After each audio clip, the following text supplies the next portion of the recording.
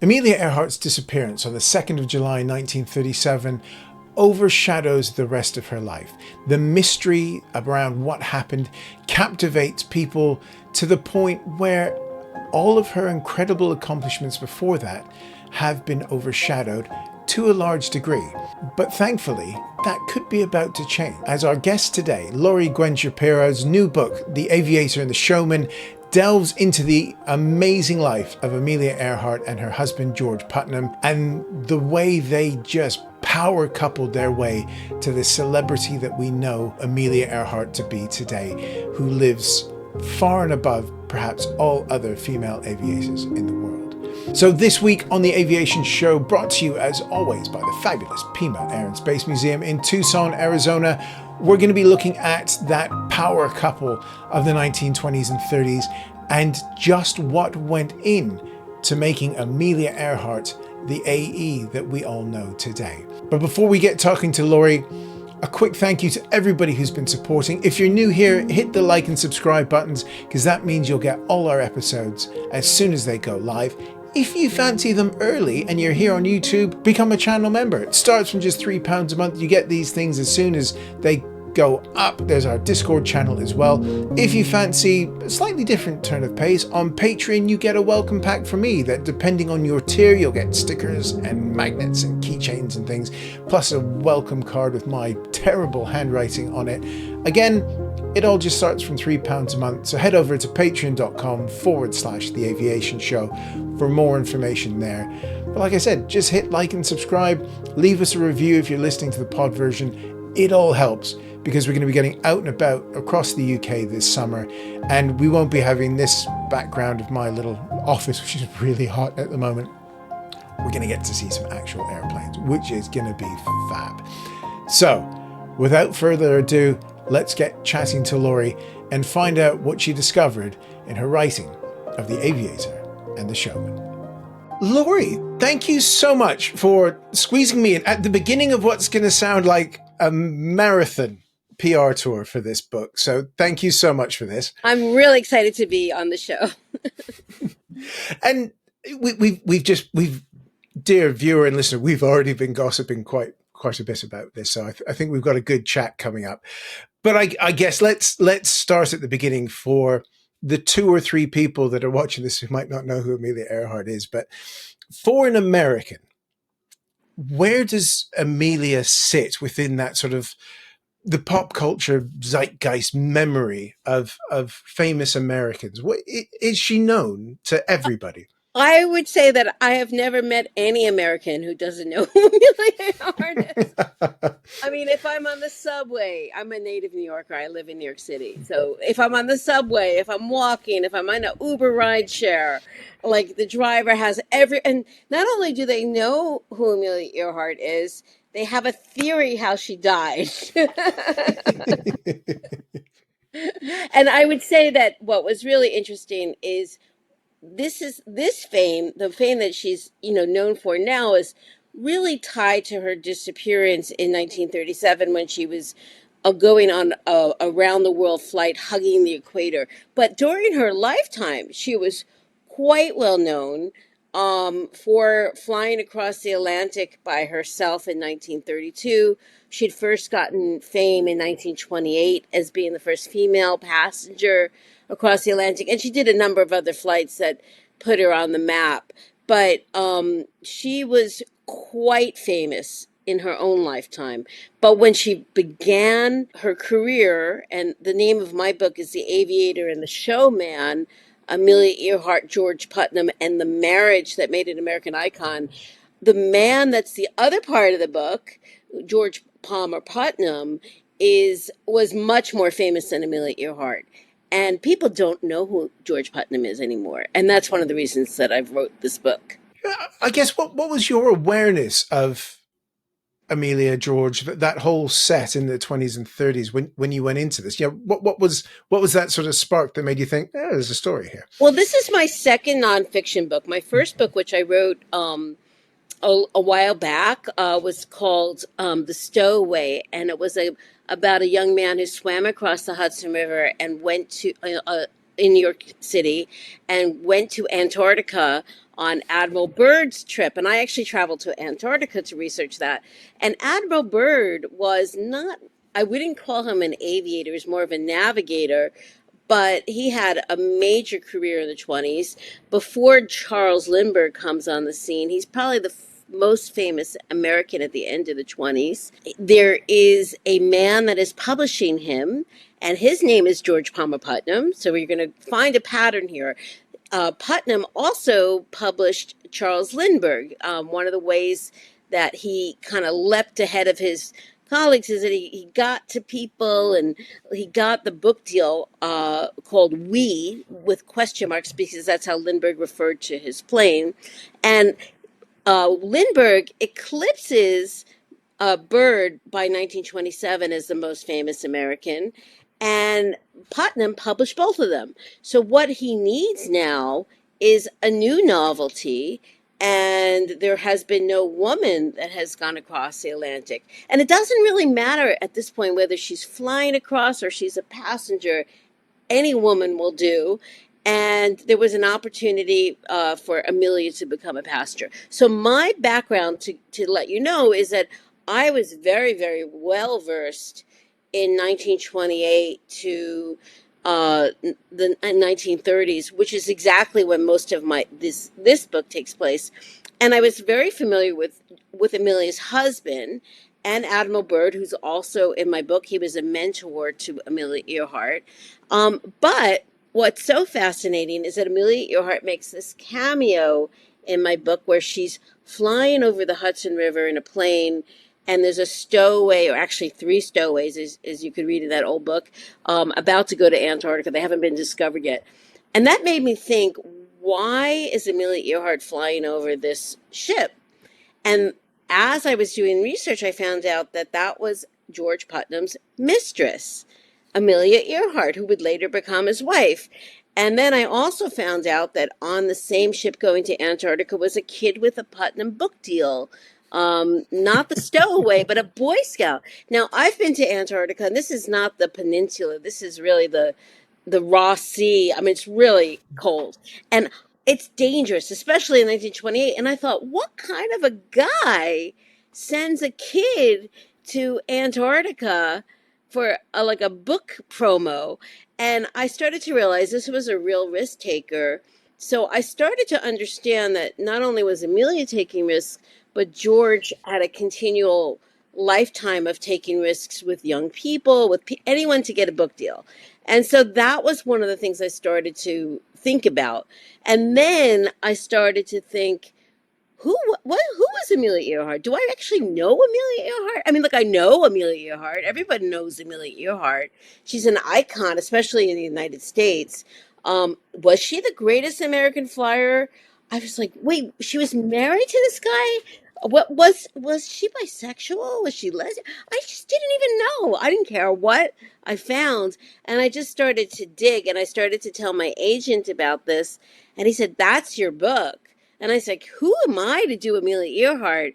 And I realized that no one had actually really done this really digging story in the last 20 years. And a lot is more available now. Like, we have the internet, we have archives that I could visit. And so that's where I began, not from how did Amelia Earhart die, but who was Amelia Earhart? How did she live? That was much more mysterious to me. So I guess that answers the question, why another book about Amelia Earhart? Because I can look over at my bookshelves and probably reach three that she's Absolutely. either about or in.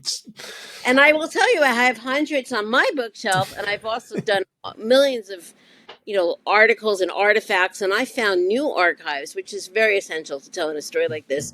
And I realized that the stories that you have on your shelf are just not the truth.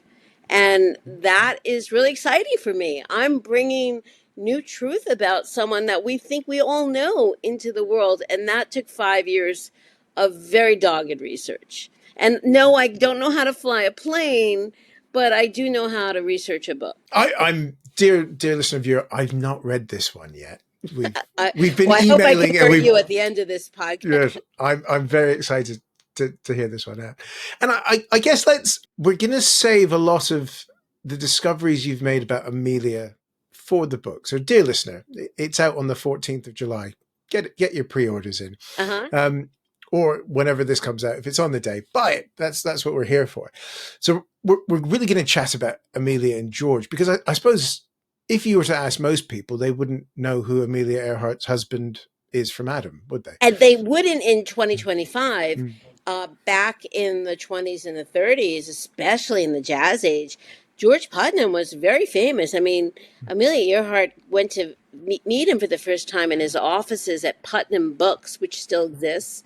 They had London offices, they had New York offices, and it was intimidating. I mean, this was a super famous man whose arms were wrapped around Charles Lindbergh and Admiral Byrd. Many people knew who Putnam was, but we don't have that memory now. He's faded from our memory. And one of the things that's really interesting is when people tell me about how Amelia Earhart did all these achievements on herself, I realize, no, that's not actually true. And then I realized Putnam, this is what makes him so interesting, was sort of a showman. That's how come we have the Aviator and the Showman. He was I mean, the Showman is a nice way of saying he was a bullshit artist. I mean, he just made it up. And not only did he make things up, he would do anything to get a book and get press. I mean, you'll find in this book, he did things like pretend that in England that the Putnam Books was in New York was about to be blown up by fascists. He faked his own kidnapping. I mean, this is not in the Amelia Earhart bios that you get as a kid. I mean, she's married to a Machiavellian nut, really, but he's not a nut. He's a genius. He's inventing new forms of promotion. I mean, we've all met people like that, sort of the masterful businessmen who will do anything, and if you cross him, he'll make mincemeat out of you. But if he thinks you're powerful, he'll be as sweet as pie. Mm. And when you're a woman who's not, I mean, Amelia was outgoing, but she wasn't like outwardly climbing. She needed someone like that because there's not a lot of money for women in aviation back then. Men had a lot of hours because of World War One. A lot of men had come out of World War One, but it was hard to get the hours to get those licenses, and it was hard to get sponsorships for women to do the kind of things that they wanted to do. And there was no career for women in aviation. So the career for women in aviation was really stunt flying, which is something that we don't really have so much anymore. But you could get sponsorships. And what's fascinating is that we think of today as like, you can't buy the New York Times. Well, maybe you can, but you can't, but you can't, but people would have the Lindbergh had a sponsor. He had the New York Times. The rivals would have the New York Herald Tribune. In England, you would have, British pilots that would have, the local papers. Australian pilots would have their papers. They paid for coverage, and they would have exclusive rights. So they're not going to say the truth about anyone in their article either. They're not going to say Admiral Byrd is a control freak, or they're not going to say things like Oh, that yeah. because that's their guy. They've just paid a lot of money to have exclusive coverage of them. It's Amy Johnson famously, when she got to Australia, had the Daily Mail guy almost over her shoulder so that she could finish her account and he could take it away and polish it up and Absolutely. publish it. Yeah. But yeah, this is interesting because I suppose you briefly mentioned that Amelia was George's mistress. How did they meet? How did they come together? You said she went to the offices. Was it, let's be romantic. Let's Was go it love back at a little first bit. sight? And yeah, how Let's was go there back a little bit. fireworks and things? In the jazz age, especially in the United States, women got the right to vote in 1920. There was a great deal of excitement. Younger girls, of course, some of them were flappers or whatever, but women that had been born in the Victorian age, which is right before the flapper age, it's kind of astounding the changes in the 1920s. They wanted to count too. They had sort of the equivalent of a feminist awakening that many middle-aged women had in the 1970s. And there was a woman who was an heiress named Amy Phipps Guest, and she was what we would call today a billionaire.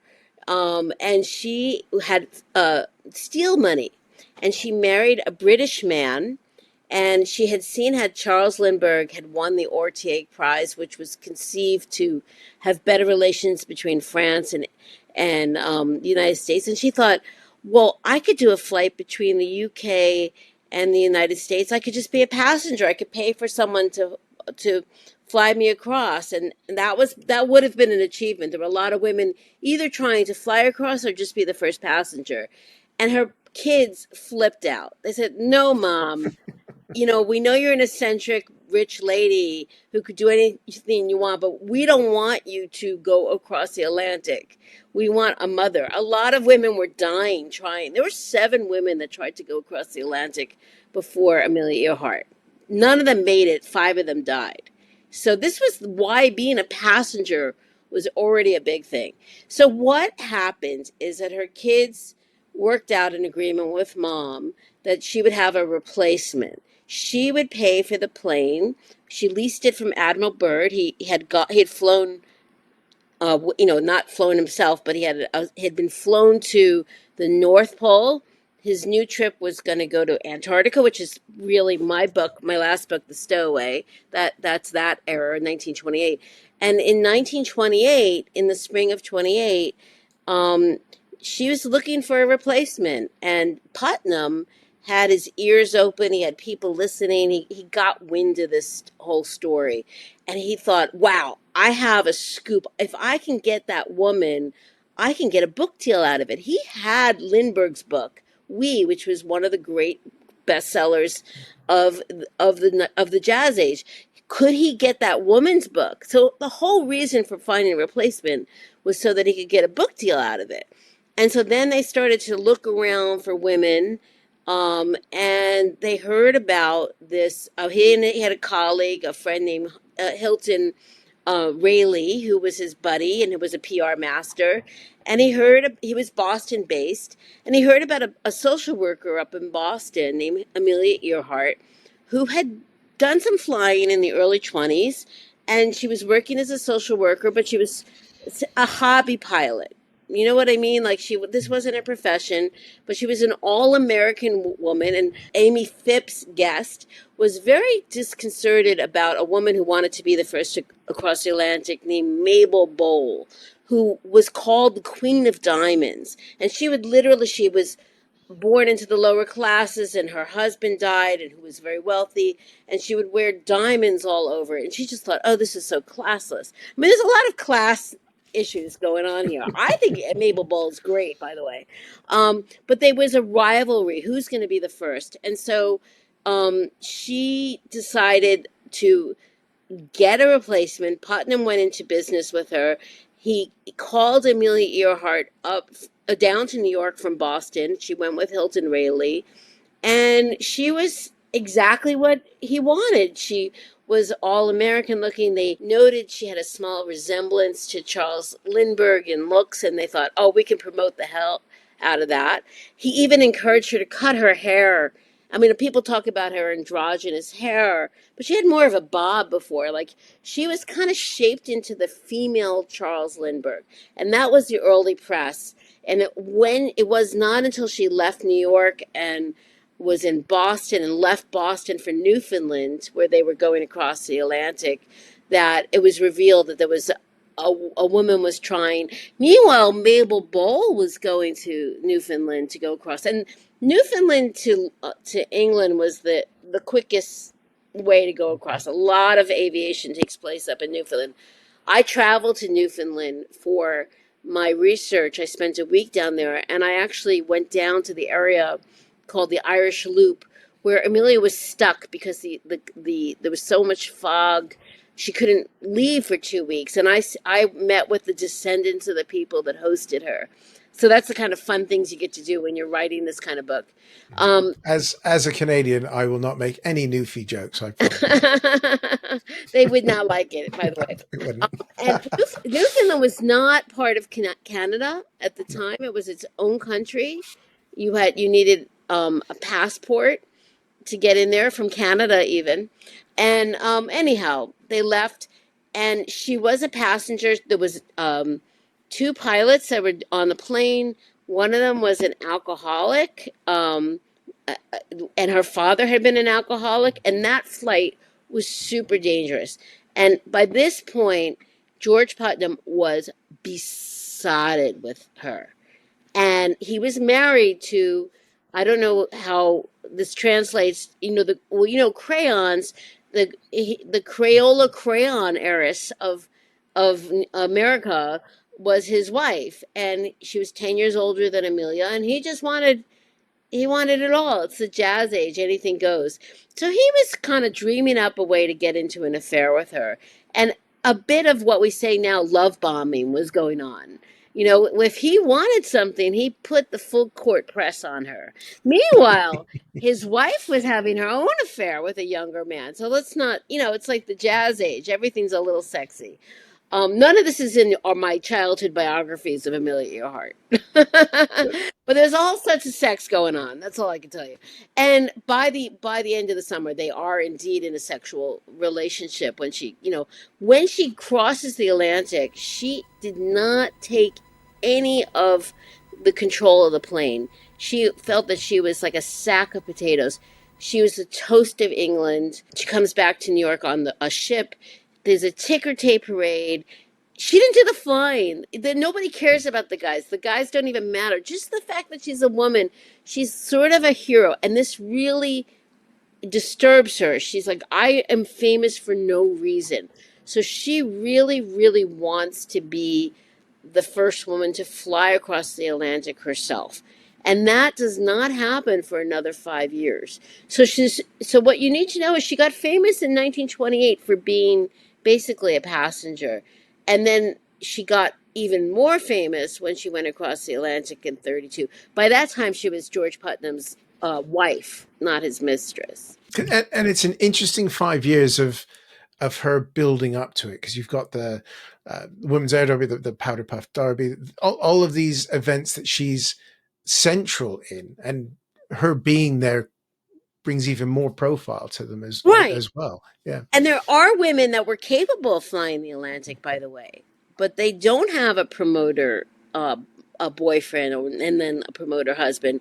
There are women that didn't fit the description of the all-American women. There were black women that were flyers, before Amelia Earhart. They weren't getting the kind of attention that Amelia Earhart got. I mean, the history is not pretty, as you probably know, and during It's littered with really horrible moments. right, Yes. particularly in the 1920s, everyone was into eugenics.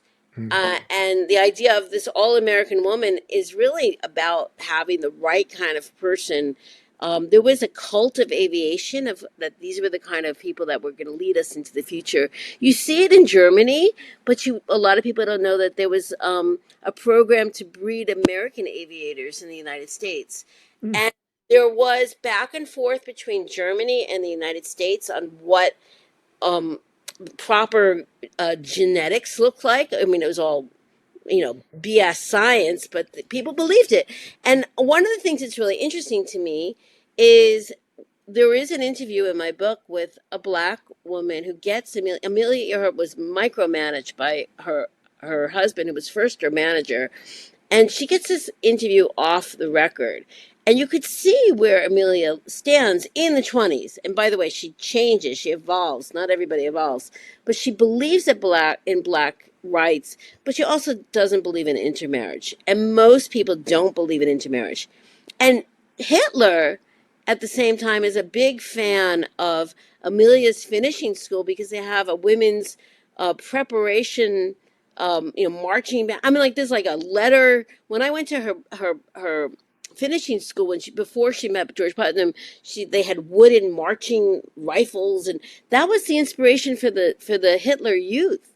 I mean, like, it's like so crazy that we don't think about the ties between eugenics, between the Allied and the Axis. There were scientists going back and forth between England and Germany and the U.S.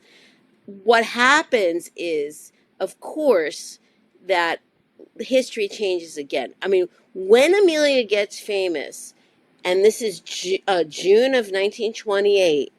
We are in the jazz age. Everything's happening. There's ticker tape parades in New York. What happens a year later? We enter a different age. We entered the great stock market crash in 1929, and Amelia Earhart, who had become a millionaire, so she was involved with George Putnam, and he made her a millionaire. She had been a very poor social worker. I mean, that's one of the reasons she chose to be with him, to make money. What happens is they now need each other because he's pushed out of his family firm. He's not the head of the firm. It's more of like a game of succession. And his wife divorces him. The wife is the one with the real money, not him. And what does he have? He has this relationship with Amelia Earhart, and that's sort of hinted at in my New Yorker piece that was an excerpt recently of my book, which is that she becomes a bit of a meal ticket, but Amelia needs George as much as George needs Amelia. They are a real sexual relationship, but it's not a fake marriage, but they are also a partnership. So it's a multifaceted thing that they have and they're going through, and Absolutely. it's And they very have an symbiotic, open but also very marriage. yeah. They have an Oh, an open open. marriage, Mm. which is very common. I mean, very common. I mean, this is the feminist era. There was a famous letter that Amelia wrote, which I've seen a copy of. Now, it's been changed by biographers.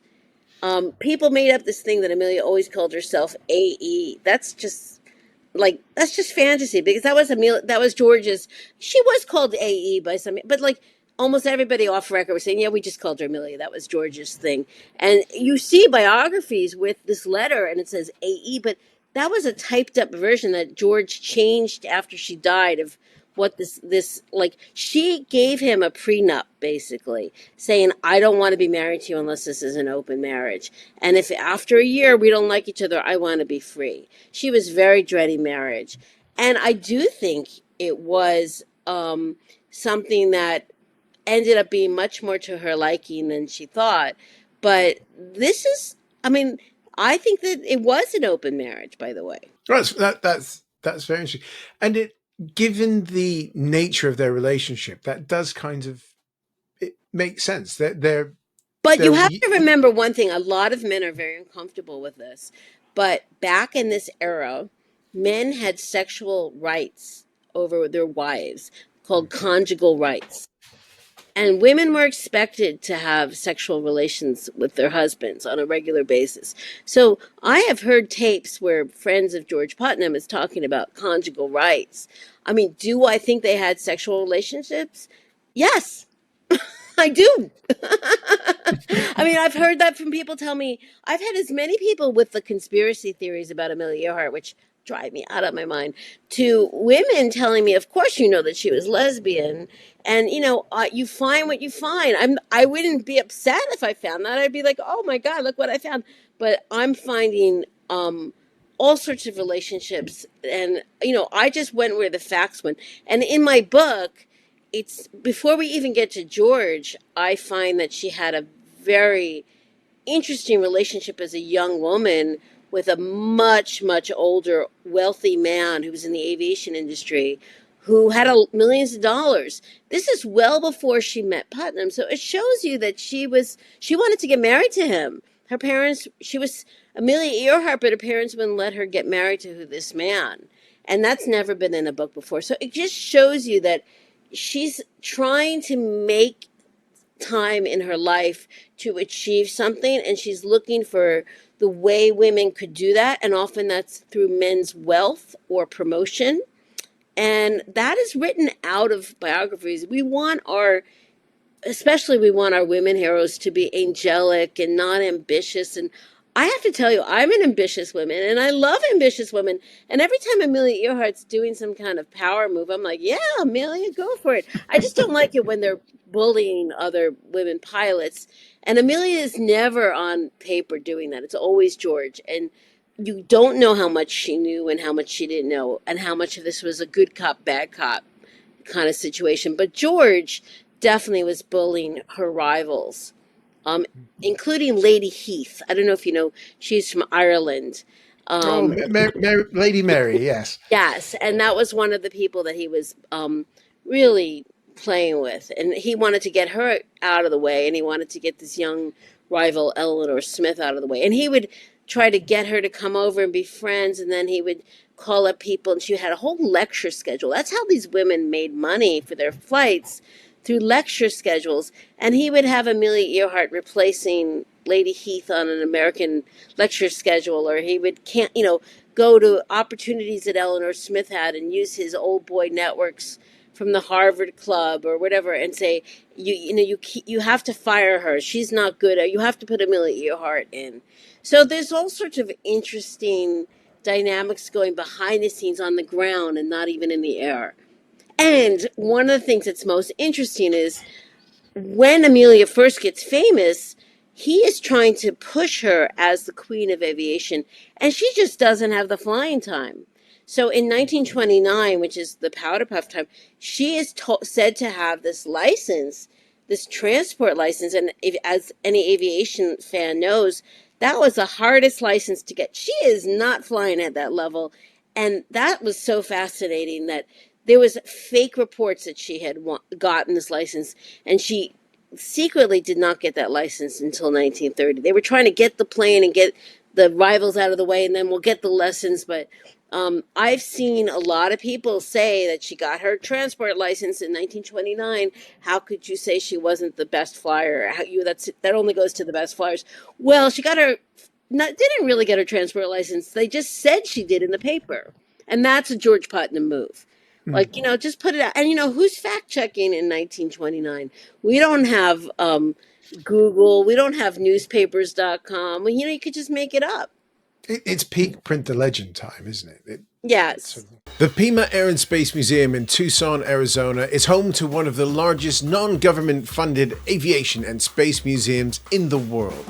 Featuring nearly 400 aircraft, the museum is home to an incredible collection like NASA's NB-52 X-15 dropship and 747 SP Sophia Airborne Observatory, to a wealth of rare military types from air forces all around the world, to the first production 777. Whether you're a military or civilian aviation geek, there will be an incredible aircraft around every corner of this epic 80-acre site for you to explore. As the Aviation Show's partnership with the Pima Air and Space Museum enters its third year, we're delighted to say that Pima is truly a top of your bucket list museum to visit.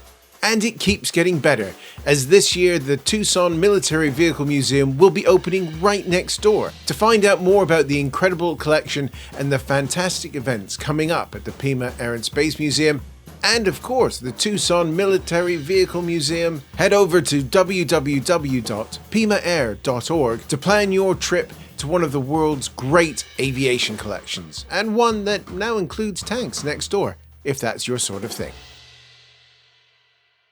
Because of course I'm sitting here with my copy of High, Wide and Frightened, Louise Thaden's book, who has Louise Thaden was one of Amelia's closest friends. Yeah, and there's the fantastic closing chapter of that book, which is titled AE, in which she only calls her AE once in the whole chapter. The rest of the time it's Amelia. So she calls her Amelia. So one of the things I hope the listeners know is that I got a number of new archives.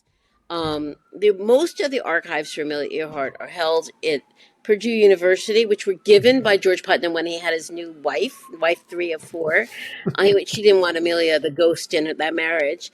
And then more material was given by the family later. So George Putnam is not going to be promoted as someone who is very Machiavellian in the George Putnam collection. The other major collection is in Boston, at Harvard, because Amelia's sister, Muriel, gave a lot of archives to Boston. So that's the second one. So those have been picked over. Many biographers have gone through them. I was looking for things that had been missed. And I was able to, when you get a mainstream publishing deal like I did with Viking Penguin, you get a good advance. Believe me, you go through it, because it's over many years. But I was able to fly out, and right before I sold this book right before the pandemic. And one word of advice I give to anyone who's writing a book: don't wait. Start your research. You never know what's going to happen. Fortunately, I got Purdue and Harvard done, and then the pandemic hit. And so then I started to do had to do different types of research. But I was able to go to an untapped archive in New Hampshire where I had a bunch of stuff. But I started to hear about these recordings that people did in the 70s. A lot of people that knew Amelia Earhart, people that were in my book. And I thought, how do I get that? And I really started to write articles even. I'm also a journalist, and just try to get closer and closer in the circle. And then one day I was able to get access to 200 hours of tapes that no one has ever used in a biography before. One of those tapes, by the way, is Louise Thaden. It's the most incredible recording, and the listeners can listen to it now. The recordings are available at the Smithsonian. You can listen to from your home, even. And she talks about how Amelia is one of her close friends, and how she didn't think she was the most fantastic flyer. She said she was okay. She was terrible with navigation. But she was a great person and an inspiring woman, a person that wanted women to achieve. And that was, in her mind, her real legacy, that she was this great feminist that was pushing women forward. And it wasn't the flying. That was just, she was, Louise confides to the interviewer, who was Eldon Long, who recently passed away, which is why these tapes are now available. He was a voice of reason in the Amelia Earhart world of, trying, I mean, we both, feels what happened to Amelia Earhart is what I feel happened to Amelia Earhart, which is that she ran out of gas very close to Howland Island. But he basically got everyone on tape. His interest was very different than mine. His interest was solving the mystery. Like many men, they want to know what happened to Amelia Earhart's plane. In fact, today, there's another expedition that was just announced. I don't buy it. I think it's not going to find anything, but Amelia funds expeditions. Yep. Women have always been writing the biographies, and men have always been trying to find Amelia's plane. But Eldon did me a favor because he interviewed a lot of people trying to find facts about where the plane was. He was an airline investigator and a pilot. He was with his wife, who I think did not like him asking any sexual questions. So anytime it gets juicy, you could hear Marie Long say, "Can you shut that off?" And I'm like, no, please don't shut it off. I'm yelling at but my husband has an audio set up. My husband was a rocker in Australia in the 80s and 90s, and he has his home den, his man cave in my apartment in New York of audio. And I would get little bits of moments that were not quite shut off, and it might be fuzzy, and I would get the audio fixed, and all of a sudden I could hear little things that no one had actually ever heard, that were not meant to be recorded. But Louise Thaden was one of the people that Eldon Long interviewed, and she talks at great length about how everyone that knew Amelia said, "You really don't have to do this last flight. You've made your name. This is all about money. This isn't about achievement." They were, very broke. This is the Great Depression, and the Great Depression is one of the big characters of my book. This flight was about making money to set them up. She was probably going to retire and lecture. There was a film that she had a contract for $1 million. She had contracts with NBC and CBS. She had a book deal. There were licensing deals. This was a flight that once she did it, she was going to come back and be very wealthy. And she almost made it. But it was a very dangerous flight from the very beginning. Louise Thaden thought so. Jackie Cochran, who was one of the great women pilots of this time, younger than Amelia, was telling her not to do it. And she's on record saying it was a suicide mission. And Louise Thaden said, "Okay, here's what happens. There's a flight that they try originally in March of 1937, leaving from California, headed towards Hawaii, and the plane cracks up." And that's part of my excerpt. So originally Amelia Earhart was going away the other way around, and Howland Island, where she disappeared near, was right after Hawaii. It would have been it's a very isolated island. It's about the size of Central Park in New York. It's very hard to see from the sky. Everyone thought this was a very dangerous thing. She did not know Morse code. Let's say that 3 times. She did not learn Morse code. Fred Noonan did not. It was a celestial navigator. That was her navigator. Fantastic navigator. didn't know Morse code. Alcohol problem, absolutely documented on these tapes as well. And so you were Which sorry to interrupt. Just on the Noonan drinking, that goes back to her childhood again with the alcoholism there. So the friction between that kind of pushes against she did this not. idea that they were having an affair the whole way around. Yeah, she did not drink alcohol. She did not like Fred Noonan very much. Mm. He was a womanizer. I mean, I can't put everything in the book, but I found some letters that I was like, "Oh, dude, you're kind of almost." He divorced right before the trip. He got married to another woman who had income, and then he was having affairs even while he was on this flight. I felt like some letters were grooming young women. I think I'm going to have some young readers as well. I kind of took that out a little bit. I toned it down. But he was a great navigator. That's absolutely a given. But he was a Pan Am navigator. He'd done a lot of the flying over the areas that she was going. He knew how to do this, but he got fired from Pan Am for drinking. Now, I am not saying that he was drunk on the flight, but we do know that he was completely drunk 2 days before the flight. And he started out cheap because he got fired from Pan Am, and George Putnam said, "Let's get him. He's a really good pilot." And she's like, "But he drinks." And they're like, "No, he's not going to drink on this flight." Now, that's like telling an alcoholic you're never going to have a drink again. Sometimes it works, and sometimes it doesn't. And he's flying around the world. There are the guests everywhere. There's alcohol flowing. By the time he gets to New Guinea, to Lae, New Guinea, that's in Papua New Guinea.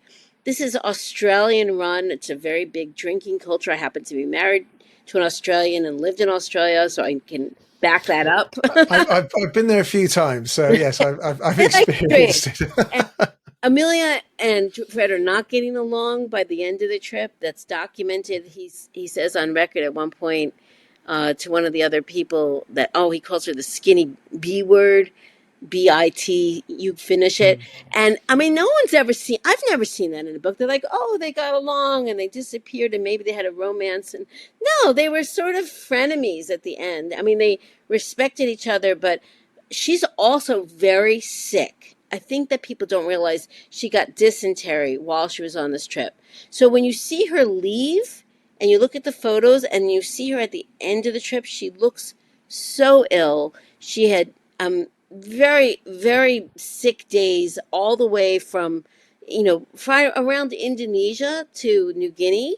And she's not well on this flight. Now, they also have a lot of gas on this flight because they have to go a very far distance. And she's still trying to get people, and this is new. This is in my excerpt, and it will be in my book in much more detail. I had to trim my excerpt. There's a man named Harry Balfour, who I believe is a black native indigenous man of New Guinea, who's a radio operator. They're trying to get back. She's trying to get Harry Balfour to come with her at the end of the flight with Fred Noonan because I think she's worried about what's going to happen. They don't know Morse code. What's going to happen on this last flight? Lae, New Guinea does not want to let him go. He has a boss named Eric Chater, who's running a aviation unit for gold mining operations. A lot of Australians were trying to gold mine in New Guinea, and that's why there were planes there. But they were saying, we need our radio operator. So up until the minute that she's leaving, she wants someone else in that plane. She's nervous. And that if you make a mistake, there is not gas to carry you through. Now, people are going to argue that are listening to this, but I'm telling you that I'm pretty tight in with like people, the Smithsonian experts and all the other experts. And there are people that make up stories about Amelia Earhart to sell, expeditions is what I'll put mildly. So we're recording this on the 2nd of July, which is the anniversary of the last contact with Amelia Earhart. I posted a thing earlier, that great picture of her and Fred with the map before they left, which spookily is over that part of the Pacific, which is reminiscent if you are that. And almost immediately on one of the posts, someone was like, yeah, the U.S. military knows what happened to her. There's pictures of her No. in Siam. Yeah, Let me, you're just like, I don't know how many listeners you have on this show. I hope that you have a lot, but I will tell you, no. but this goes to the romance of it, isn't it? It It's goes to the this. romance. Yeah. One of the things you need to know, in 1937, Amelia Earhart disappeared. We are not at war. Um, the Japanese helped look for Amelia Earhart. Amelia Earhart's death becomes very useful in 1941 with the invasion of Pearl Harbor. Death is useful in a way that it can be used as propaganda. One of the first ways that the story of Amelia Earhart gets misused is her own husband, who's now married to this young, pretty woman in her 20s, who he thought was rich, but it turns out she thought he was rich. So they have no money again. He is feeding, saying, I'm so offended by what they're doing in Hollywood. There's a film called Flight for Freedom, which is starring Rosalind Russell, where she's almost a spy. And 1 million soldiers saw this movie. It was wartime entertainment. And I was able to come on the archives of a man named Paul Briand, who wrote the first propaganda book about Amelia Earhart in the late 50s. And he was saying, oh, I had this young woman that saw her on this island. I found checks that he's paying her lawyer. The lawyer wants more money. I mean, he's just making this story up. Everyone in the files are saying, no, what are you doing? But here's the thing. He doesn't make a big splash with that book, but other people read it. Starting in the 1960s, there's a whole a cottage industry of conspiracy books about Amelia Earhart. But so now you have World War II era where it's like, it's useful propaganda. But in the 60s, people didn't trust the government. People believe in UFOs visiting and, it's like all sorts of things. And men, and I say this, loving men and being married to a lovely man, but men take over the Amelia Earhart story. In my book, I have 62 photos, which many have never been seen before. I paid a lot of money for those rights because I didn't want people to see the same photos. I wanted to show the evidence of what I'm talking about. You see pictures from the 60s of men's magazines where are sexualized Amelia Earhart. I mean, like this becomes a fantasy.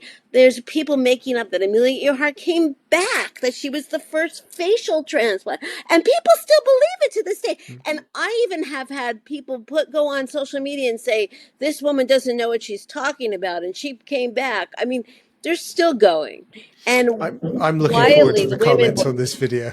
yeah, and quietly, the women have always, including her sister, was like horrified. I mean, I have tapes with her own family. No one in her family. And I interviewed Amelia's niece, who recently died, who knew Amelia. She was probably the last person to know Amelia pretty well. That was her aunt. She was in her 90s. Nobody, whether it's George Putnam on that side or the Earharts on the other side, and they're very different families, trust me, that are living. Nobody believes anything that Amelia Earhart ran out of gas, and she wasn't prepared for this flight, and knew that she could run out of gas, and knew that there was no room for mistakes. So the thing I want you to take away, though, is that controversy sells expeditions. People take charity, they come up with nonprofits. They take salaries. People in tourism love conspiracy. One of the places I did a lot of research, and I'm going back to Atchison, Kansas for the Amelia Earhart Festival. I'll be there this July. I love Atchison, Kansas. That's where she grew up. But people there's 2 museums now. There's a hangar museum, which is new. I hope everybody visits the only other Electra 10E is there. It's amazing to behold. You really get a sense of the plane if you go there. Before that, there was always the Amelia Earhart Birthplace Museum, which was run by the 99s, the Women's Flight Organization. The woman who died recently would tell people that came to the museum that Amelia came back. Yeah. So in the museum circuit, and then other people now they're very good at Atchison. But people will tell you that like conspiracy brings tourism. Tourism is good for the story as well. Like, what really happened to Amelia Earhart? Well, what really happened to Amelia Earhart is, in my very strong opinion, she ran out of gas. But that's less interesting. But to me, the mystery was, who the hell is Amelia Earhart? Like, was she a good person? Was she a secret Nazi like Charles Lindbergh? Did she have 3 extra lovers like Charles Lindbergh and like 9 more kids? That all came out after his biography won the Pulitzer Prize. Oh my God, that's my nightmare, that there's going to be tons of stuff that comes out about Amelia Earhart after this is published. But, it happens. There can be, I am saying that I know as much as I can, but the gold standard, particularly in biography, are letters. And, I have worked off of audio that no one has ever listened to, archives that no one has ever looked at. I think I've got the story, but you never know what can come 15, 20 years after I've written my book. Stories change, history changes. It's like science. Good journalists believe in self-correcting. When you make a mistake in the New York Times, it's sort of the walk of shame. I write for the Times a lot. You have a correction that runs. And it's horrifying if you have to have a correction. But that's good journalism, right? The New Yorker. I want to tell people about the New Yorker. The New Yorker, even my excerpt, which had already been fact-checked, the book had been fact-checked by Viking Penguin. I had 2 fact checkers taking 6,500 words for a week, 14 hours a day to make sure everything that I said was backed up. I'm not making this up. I'm not trying to fund an expedition somewhere. I'm just telling you the story that I found. And that, I think, is why I'm so excited to read your book, because the disappearance It bores me. It doesn't interest me at all. Is that a horrifying thing to say? That's the least interesting thing about Amelia Earhart. Endings are a point at which the story finishes, but the story is the stuff that comes before the ending. Right. And also George Putnam, I don't know that I would have loved him. One of the biographers said I would have loved to have dinner with him. I'm like, I don't know that I want to have dinner with this Machiavellian guy that's crushing his enemies. Like, that's, if you were powerful, he was very kind to you. If you were in his family, he was very kind to you. But if you were perceived as an enemy, he would do whatever he could. And he did things like, as I said, faked his own kidnapping. He was found by police gagged. And he was saying, I was kidnapped, and to try to promote a book. I mean, this is not someone I want to have dinner with. I would have liked to have dinner with Amelia Earhart. By all accounts, she was a very, very nice person. And she believed in promoting women. She was a very ardent feminist, which was something that was toned down by her husband. A lot of people don't like very ambitious women, and he told her to always apologize. Oh, I did nothing. Oh, I just flew across the Atlantic. Oh, I did nothing. Well, I think the 99s is an incredible organization, and one that takes Amelia that was aspect the first president of the 90s. Yep. And I he think was not meant to be the first president. Louise Thaden was supposed to be the first president.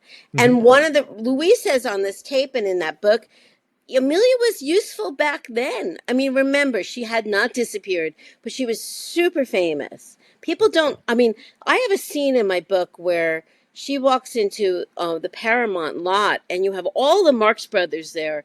You have Cary Grant there. You have they're all in awe. I mean, these are the most famous stars in the world. Amelia Earhart's in the cafeteria. Oh, they're all like kids. I mean, she had just crossed the Atlantic. So she is very useful for the women. They're not stupid. It wasn't her desire to be the first president. They sort of recruited her, said, let's use your fame, because if Amelia Earhart says it, we'll get more press attention.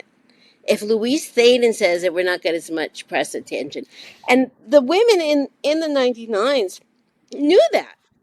And they encouraged Amelia to become the first president of the 99s. Yeah, it's a fantastic organization, and people should still check it out today, because they're doing great work now as well. Yeah, and that's one of the legacies of Amelia Earhart. There are thousands and thousands of women that are members. And also the astronauts, the women astronauts. I mean, I interviewed women astronauts who are going to the moon, and their hero is Amelia Earhart. And let's stop for a second. because Amelia Earhart was not going to inspire these astronauts going to the moon without George Putnam. So even if I dislike him, or some people might like him, but I'm not his biggest fan, obviously, talking about him. But Amelia Earhart was a hobby pilot. She was a social worker. Her flying days were kind of behind her. She had done some stunt flying. She was not going to inspire millions of people, and she has inspired millions of people. It's with George Putnam that she becomes a different Amelia Earhart, an iconic Amelia Earhart that inspires women to go to the moon. And history is not easy. We have a kind of awful guy and this woman, and that partnership, she does incredible things, and she's taking ridiculous risks, right? And everything is fine if you make it. But in Amelia Earhart's belief, and I think Louise Thaden off on her recording says, she, we were all a bit of a fatalist, but Amelia Earhart was a bit, you didn't do these things as a pilot unless you knew that you could possibly die. Mhm. And I think that Amelia knew the risks that she was taking. She didn't have, she was a stepmother. A lot of people don't realize that she was a mother to George Putnam's kids. He had young children, so she was going to football games, and other things like that. But she did not have biological children. She would probably had been thinking about it, but she didn't want to have children. She wanted to take risks, and this is really important to understand Amelia Earhart. Her MO, I think, are two things: to advance women and to advance aviation. And this is an amazing thing. When you go on a plane today, you're going on a plane partly because Amelia Earhart was a champion of aviation at a time when people were scared of planes. And she was saying, women, go up, take a ride. You know, children, take a ride. And she was having women say, listen, to their husbands, you can take a ride. It's safe. The industry of aviation is in great part due to Amelia Earhart's popularity in the 30s, especially in the United States. And she was also wanted women to be able to take the same kind of risks that men.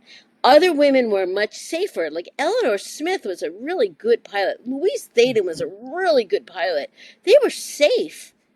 I mean, they took risks, but they learned the stuff that they needed to learn.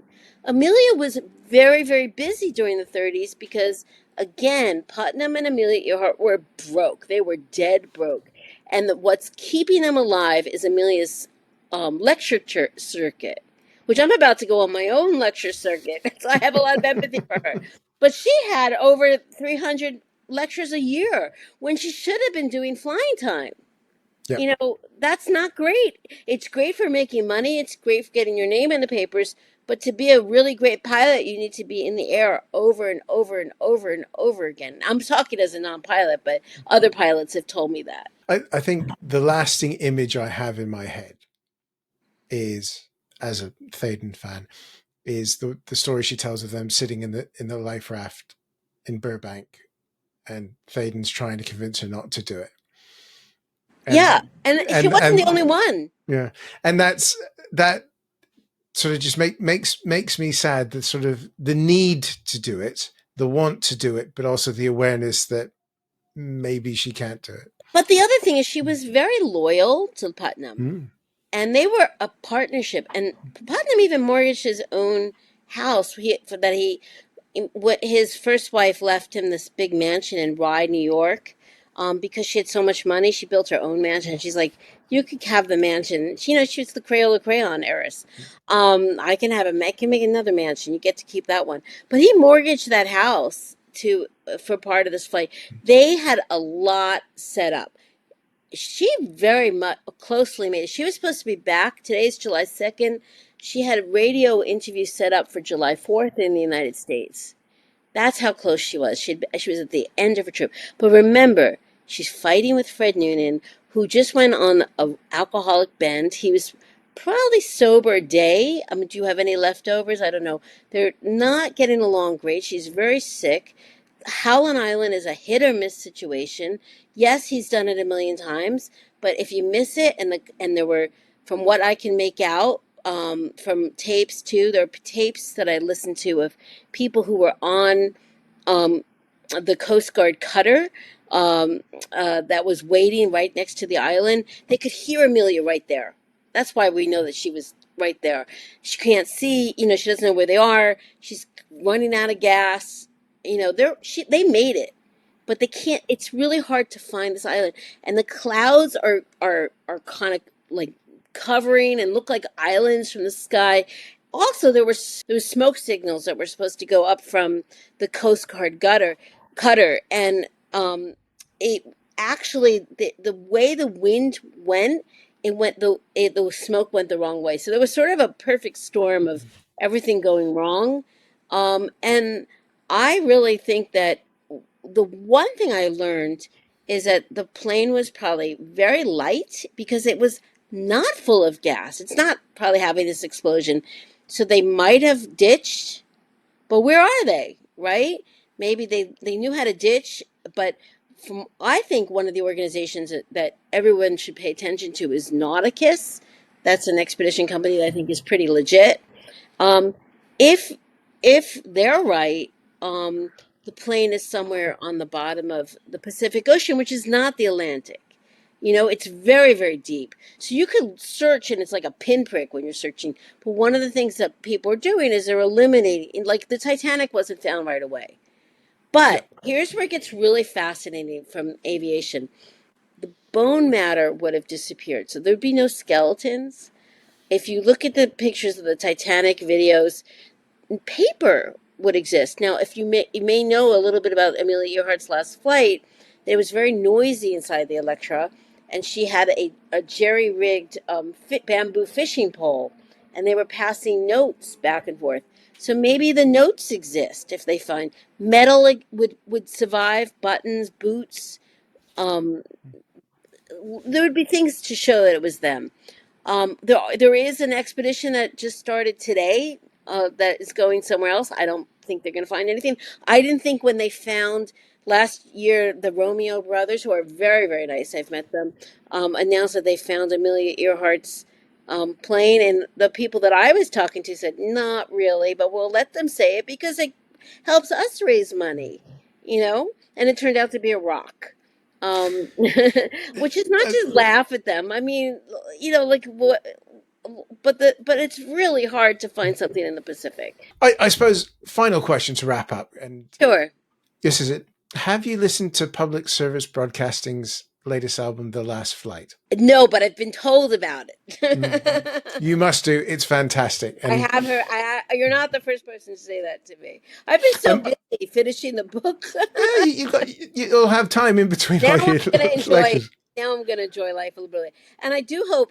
Where are your listeners? Are they mostly in the UK or in the United States? All over. We've got a good mix here in the UK, lots in the States as well. So there's what I'll do if you've got a link to all your appearances, I'll stick it in the description. Wonderful. As well.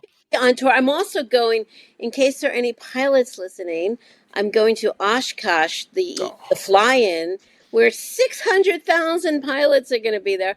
I'm gonna be talking about Amelia Earhart at the museum on one of these scheduled events. I would love to meet you. Come over and say hello to me, and definitely listen to this podcast. Yeah, definitely do. I'm jealous about Oshkosh. If you get there and you see Chris Henry, give him my regards because Chris is absolutely lovely. Laurie, this has been fantastic. I am so excited for the book. So congratulations on it about to escape, and Thank you. All the best for the tour. And again, for those who are interested, you can also check my website, lauriegwenshapiro.com. Laurie, like Hugh Laurie. And Gwen like Gwen Stefani. Yeah, links in the description below. Let's get, just to wrap it up, what's the full title of the book? Let's get it out It's there. The Aviator and the Showman, Amelia Earhart, George Putnam, and the Marriage That Made an American Icon. It's out by Viking, who are owned by Penguin, who also own Putnam. So, absolutely, well, yes, the people that when you put a book on for bid, the one of the few people that turned down right away was Putnam, and they said, "We're not touching this story with the 10-foot pole." Laurie, thank you so much. This has been a delight. What a lovely appearance this has been for me too. I cannot thank Laurie Gwen Shapiro enough for joining us here on The Aviation Show. The Aviator and the Showman, Amelia Earhart, George Putnam and the Marriage That Made an Icon is out everywhere on the 15th of July from Viking Books. Not Putnam, as we found out. And you can get it from the Aviation Show bookshop right now. Links are in the description below. 10% of every sale here in the UK and US bookshops goes to supporting the pod and goes to supporting independent bookshops who really need our help with the onslaught of the big evil ones. So, until next time, thank you so much to Laurie for joining us. Do check out the book. If you're on the fence, click the link in the description below for the New Yorker excerpt, which is wild. And I think you'll be as excited for this book as I am. So, until next time, thank you so much for joining us here. And check in on your friends. Make sure everybody's okay. Take care of yourselves. Bye-bye. I'd like to say thanks to all of our fantastic supporters over on Patreon. If you head over to our Patreon page, you can join the fun from just £3 a month, plus a bit of VAT. Get your name in these very credits and get all the episodes ad-free and early as soon as I get the edit finished. The Aviation Show is hosted and produced by Matt Bone and is a Boney Abroad production.